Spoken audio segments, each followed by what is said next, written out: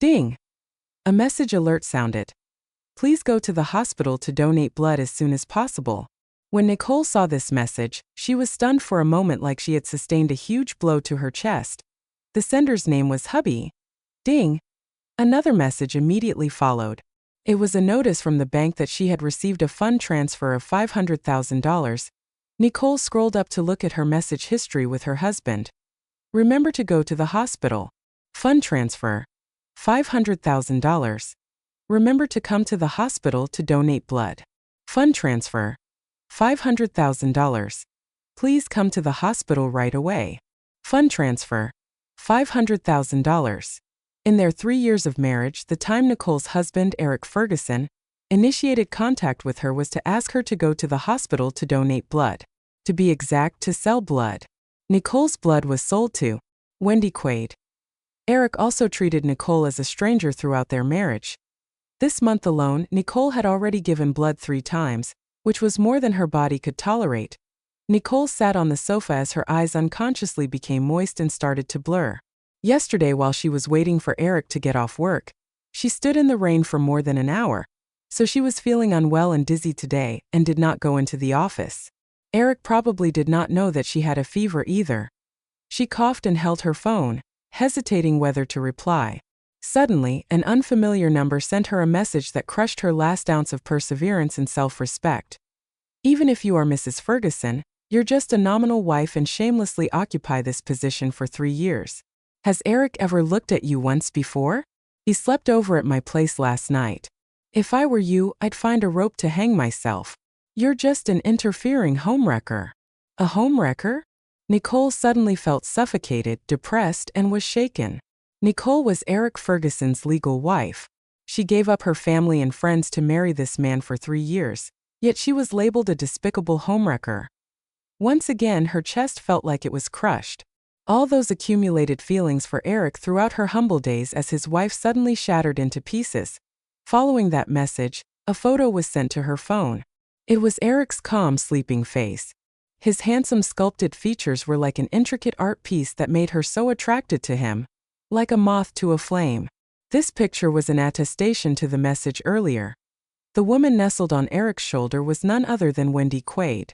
Although both of them have their eyes closed, the curled-up corners of Wendy's lips showed her wakefulness at that moment.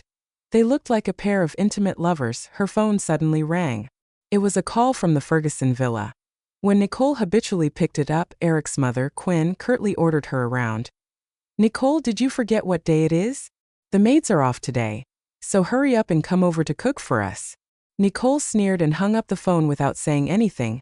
She had been walking on eggshells around Eric Ferguson, trying to maintain this fragile marriage. To the office, everyone underestimated her, but she still did her best to play the role of Eric's secretary. Home, Eric's mother and sister looked down on her because of her unknown origins.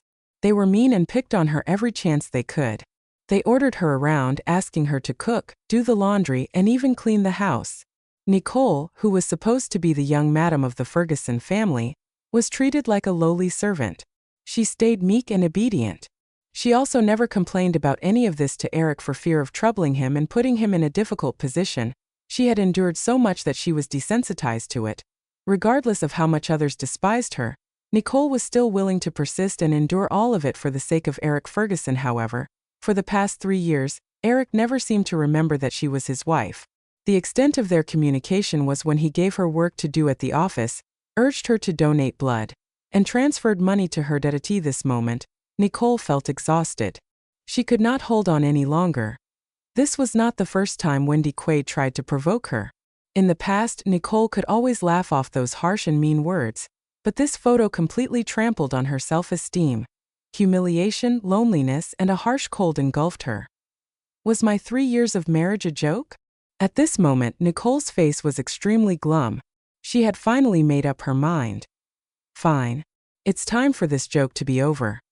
Nicole scrolled through her phone and without hesitation she sent Eric a message. "Let's get a divorce." Although she was still feeling dizzy, she knew that this was the right decision. Eric called her immediately. Nicole had already expected his wrath at this moment. The man's voice was harsh and cold as he said, "Nicole, what are you making a fuss about? How much do you want? Just state a price." The doctor said that Wendy's in critical condition. Nicole forcefully suppressed the dizziness and interrupted his words. She smiled coldly and said in a hoarse voice, "Eric Ferguson, I'll see you at the city hall in an hour, or you can watch her die." She hung up after that sentence. Immediately after, she received another message. Fund transfer. $1 million? Ha ha ha ha. Nicole laughed out loud as her tears gushed out uncontrollably. This is absurd. It's just too ridiculous.